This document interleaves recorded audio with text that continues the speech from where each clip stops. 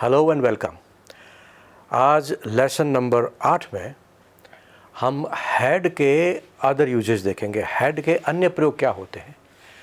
आप जानते हैं कि हैड का प्रयोग पास्ट परफेक्ट टेंस में किया जाता है एज ए हेल्पिंग वर्ब, लेकिन इसके अलावा हैड और क्या क्या तरीके से काम आता है, आज इस लेसन नंबर 8 में हम इस पर चर्चा करेंगे। देखिए, हैड का सबसे पहला प्रयोग तो होता है पजेसिव के रूप में।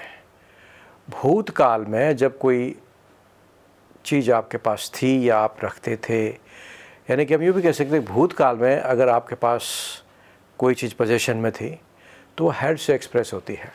कैसे? राजस्थान में नदियाँ थी, ये हो गया। मेरे पास 5 वर्ष का अनुभव था। तो हैड का सबसे पहला प्रयोग होता है भूतकाल के पजेसिव के रूप में। ठीक है, जैसे हैव और हैज़ वर्तमान काल के पजेसिव्स थे, वैसे ही भूतकाल का पजेसिव होता है हैड। ठीक है, अब हैड कैसे यूज़ करते हैं, हिंदी के कौन से वाक्य में हैड यूज़ होता है, तो उसका सीधा सा तरीका मैंने हिंदी प्रेजेंट में जैसे बताया था वैसे ही पास्ट में। ये पहचान है, मेरे पास था, के पास था, मैं था, रखता था। इस तरह के जो हिंदी सेंटेंसेस होते हैं जिसमें पोजेशन का भाव हो, वो सब हैड से एक्सप्रेस होते हैं। और ये मैंने पहले भी कहा था कि पजेसिव वाक्यों में वर्ब नहीं होती, अदरवाइज़ तो हैड एज ए हेल्पिंग और यूज़ होगा तो उसके बाद वर्ब की थर्ड फॉर्म लगेगी, लेकिन एज ए पजेसिव जब इसका यूज़ हो तो उसमें कोई वर्ब नहीं लगती।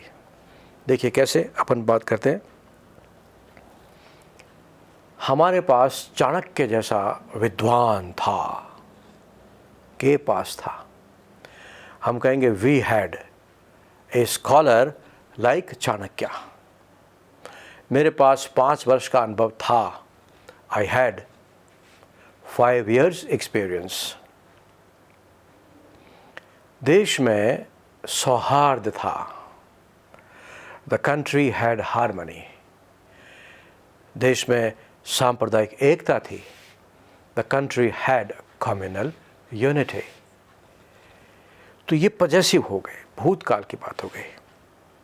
जैसे हम कहें अंग्रेजों में भाईचारे की भावना नहीं थी, the Britishers did not have the spirit of brotherhood. अब ये नेगेटिव वाक्य था। नेगेटिव वाक्य में हम हैड हटा करके उसकी जगह डिड नॉट लगाएंगे और फिर वापस हैव का प्रयोग करेंगे। वापस इस वाक्य को लेते हैं अगेन। मेरे पास 5 वर्ष का अनुभव नहीं था। नहीं था, आई हैड नॉट नहीं, क्यों? I had not 5 years experience. No, I did not have 5 years experience. वापस पुराने वाला वाक्य, अंग्रेजों में भाईचारे की भावना नहीं थी, the Britishers did not have the spirit of brotherhood. उनमें एकता नहीं थी, मैं नहीं थी, they did not have unity. Rajasthan में, जैसे अपने वापस एक पजेसिव सेंटेंस सिंपल कर लेते हैं, राजस्थान में रियासतें थी। राजस्थान में रियासतें थी। Rajasthan had princely states. Rajasthan में रियासतें नहीं थी, Rajasthan did not have princely states. Did not, फिर वापस हैव ही आएगा, अब हैज़ नहीं आएगा, क्योंकि डिड के बाद आप जानते हैं फर्स्ट फॉर्म लगती है। तो हैड का अगर देखें अपन तो हैड की प्रेजेंट फॉर्म क्या होती है, हैव या हैज़, लेकिन इन वाक्यों में पजेसिव में हैव ही लगती है।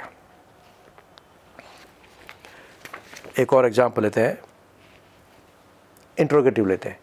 क्या स्वतंत्रता पूर्व भारत में लोकतंत्र था? मैं था।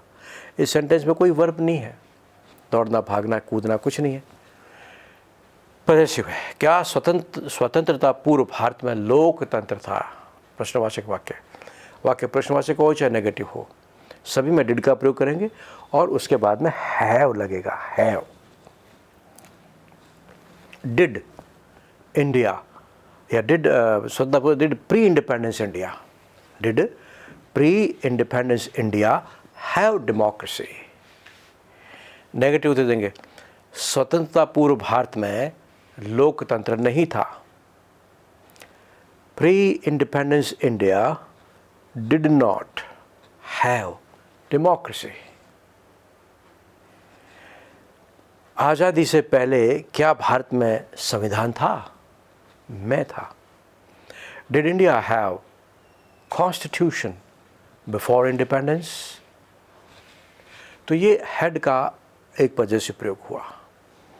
इसी तरह से हैड का एक और प्रयोग है जिसको हम टू से व्यक्त करते हैं, हैड टू का प्रयोग जिसको बोलते हैं हैड टू। जिस तरह से हम लोगों ने देखा था पिछले लेसन में हैज़ टू और हैव टू, वो प्रेजेंट टाइम की मजबूरी, बाध्यता या आवश्यकता व्यक्त करते थे।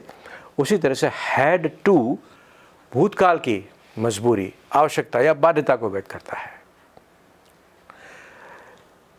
हिंदी में कैसे पहचाने? हिंदी की बड़ी सिंपल सी पहचान है, मुझे जाना पड़ा, मुझे जाना पड़ा था, मुझे यह काम करना पड़ा, मुझे यह काम करना पड़ा था, हमें यह देखना पड़ा, हमें यह देखना पड़ा था, एट्सेट्रा एट्सेट्रा। तो ये सब हैड टू से एक्सप्रेस होते हैं। कैसे? मुझे वहाँ जाना पड़ा, I had to go there. अब इसको प्रेजेंट में करेंगे तो हैड टू नहीं आएगा, फिर मुझे जाना पड़ता है, आई हैव टू गो। मुझे जाना पड़ा, I had to go. Negative में यहाँ भी वापस क्या लगाएंगे? Did not. मुझे यह काम नहीं करना पड़ा, I did not have to do this work. उसे मेहनत नहीं करनी पड़ी, he did not have to work hard. तो ये हैड टू के प्रयोग हैं जो भूतकाल की मजबूरी, आवश्यकता या बाध्यता को व्यक्त करते हैं, और इनमें नेगेटिव, इंटरोगेटिव ये सब डिड से बनते हैं। ठीक है, आज के लेसन में हम यही इतना ही चर्चा करेंगे।